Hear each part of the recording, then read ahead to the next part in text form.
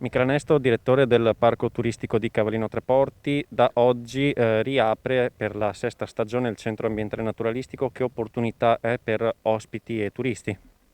Per ospiti e turisti è l'opportunità di venire a contatto con la pineta, la spiaggia, quindi andare a fare delle visite con personale preparato presso la pineta di Cassavio e quindi scoprire dal punto di vista ambientale anche il nostro territorio. È uno spazio molto interessante, siamo nell'accesso al mare della spiaggia di Cassavio, quindi una delle spiagge più importanti del nostro litorale, ed è uno spazio in cui si racconta l'ambiente del nostro splendido territorio. Cavallino Tre Porti ha delle peculiarità paesaggistiche con flora e fauna invidiabili e questo è un luogo in cui si racconta le nostre peculiarità ambientali.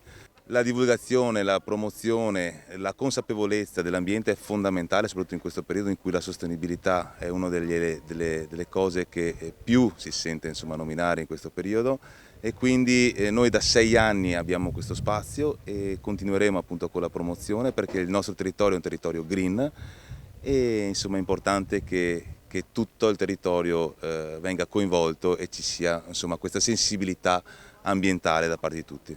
Territorio che non è soltanto spiaggia, è anche, come giustamente diceva, pineta, ma è anche dune, è anche un sistema naturalistico complesso e da tutelare, da salvaguardare e da spiegare a ospiti e turisti. Certamente è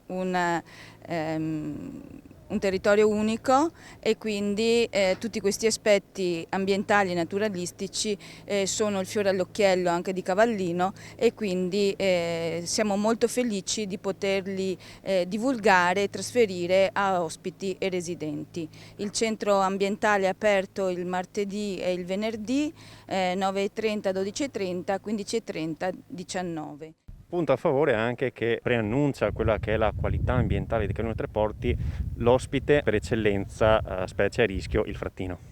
Assolutamente sì, noi siamo promotori di un progetto che ormai anche questo dura da diversi anni, che è la tutela del frattino. È un progetto a livello europeo che appunto, oltre ad inanellare questi piccoli volatili, li protegge, cerca di mantenere il loro ambiente sempre adeguato per la loro nidificazione.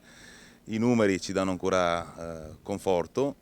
Vuol dire che la promiscuità tra il territorio, quindi tra il carico antropico e l'ambiente, ancora sta in piedi, quindi il frattino è un ottimo termometro per la qualità ambientale, e se abbiamo un territorio ben curato, con dei turisti che conoscono e amano e vivono l'ambiente in una determinata maniera, ecco che il termometro del frattino dà dimostrazione che il territorio è perfettamente in equilibrio, è perfettamente sostenibile.